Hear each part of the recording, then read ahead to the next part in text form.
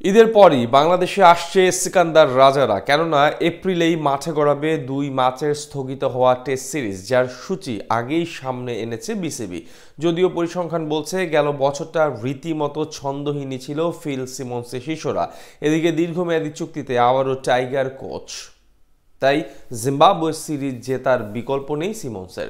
ফলে টাইগারদের টেস্ট একাদশ গঠনে কারা থাকতে পারে বিবেচনায়, এ নিয়ে বিস্তারিত জানবো রিপোর্ট। গেল বছর টাইগারদের বিপক্ষে 3 ম্যাচের টি-20 সিরিজ খেলেছে জিম্বাবুয়ে দল। কথা ছিল টি-20-র পাশাপাশি 2 ম্যাচের টেস্ট সিরিজও খেলবে সিকান্দার রাজারা। তবে টি-20 বিশ্বকাপের বছর হওয়ায় শেষমেশ গুরুত্ব পায় সংক্ষিপ্ত ফরম্যাটের সিরিজটি। ফলে 3 ম্যাচের বদলে 5 ম্যাচের টি-20 সিরিজ খেলেই বিদায় নেয় দলটি। বাকির খাতায় পড়ে থাকে বাংলাদেশ জিম্বাবুয়ের টেস্ট সিরিজ। এবার স্থগিত হওয়া সেই সিরিজের 2 ম্যাচ খেলতেই বাংলাদেশে আসবে জিম্বাবুয়ের ক্রিকেট দল, যে লক্ষ্যে 15 তারিখই বাংলাদেশে অবতরণ করার কথা রয়েছে ব্যান কুরানদের। আর 20 এপ্রিল সিলেটের মাটিতে পর্দা উঠবে প্রথম ম্যাচের। অন্যদিকে 28 তারিখ চট্টগ্রামের মাঠে গড়াবে দ্বিতীয় টেস্ট। এর আগে দুই দলের সবশেষ টেস্ট ম্যাচে জয় নিয়েই ফিরেছিল টিম টাইগার্স। 2020 সালে একমাত্র টেস্ট খেলতে এসে 106 রানের বিশাল হার নিয়েই মাঠ ছাড়ে সিকান্দার রাজারা। তবে টাইগারদের পরিসংখ্যান বলছে গেল বছরটা খুব একটা ছন্দ পায়নি ফিল সিমন্সের শিষ্যরা। ঘরের মাঠে টেস্টের 2 হার দিয়েই শুরু হয়েছিল সিমন্স অধ্যায়, যার অধীনে 15 ম্যাচের 5টিতে জয় পেয়েছে টাইগাররা। এদিকে নতুন মেয়াদে 2027 বিশ্বকাপ পর্যন্ত আবারও টাইগারদের দায়িত্ব পেলেন এই ক্যারিবিয়ান অলরাউন্ডার। তাই জিম্বাবুয়ে টেস্টের জয় দিয়েই বছরটা শুরু করতে চাইবে টাইগার কোচ। ফলে শক্তিশালী একাদশ গঠনেই পূর্ণ মনোযোগ থাকবে কোচ সিমন্সের। আসন্ন সিরিজে টাইগারদের ওপেনিং পজিশনে দেখা যেতে পারে নাজমুল শান্তকে।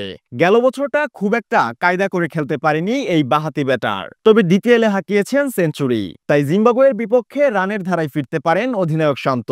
ওপেনিংয়ে আরেক প্রান্তে থাকতে পারেন সাদমান ইসলাম। 20 ম্যাচের টেস্ট ক্যারিয়ারে যার নামের পাশে 5টি অর্ধশতকের পাশাপাশি রয়েছে একটি সেঞ্চুরিও। তাছাড়া ওয়ান ডাউনে কোচের ভরসায় থাকবেন টেস্ট বিশেষজ্ঞ মুমিনুল হক।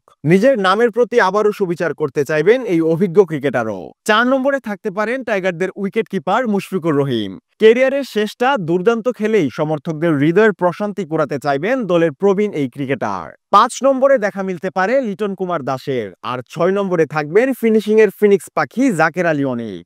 7 নম্বরে থাকবেন allrounder Mehedi Hasan Miraz. Bowling, batting, fielding 3 ক্যাটাগরিতে নিজের সামর্থ্য দেখাতে হবে খুলনার ছেলের। 8 নম্বরে কোচের পছন্দেই থাকবেন টেস্ট বোলার খ্যাত অর্থোডক্স স্পিনার তাইজুল ইসলাম। বিপরীতে 2 স্পিনারের সাথে একাদশে রাখা হতে পারে 3 টাইগার পেসারকে, যে তালিকায় সবার শীর্ষেই থাকবেন তাসকিন আহমেদ। কেননা গেল বছরটা স্বপ্নের মতোই কাটিয়েছেন ঢাকা এক্সপ্রেস খ্যাত বোলার। তাসকিনের সাথে গতির মিছিলে নাম লিখাবেন তরুণ গতি তারকা নাহিদ রানা। সাম্প্রতিক সময়ে এই টাইগার পেসার গতি দিয়ে রীতিমতো আগ্রাসন চালাচ্ছেন প্রতিপক্ষ শিবিরে। তাছাড়া ডেথ ওভারে টাইগারদের হাল ধরতে পারেন আরেক টাইগার পেসার হাসান মাহমুদ।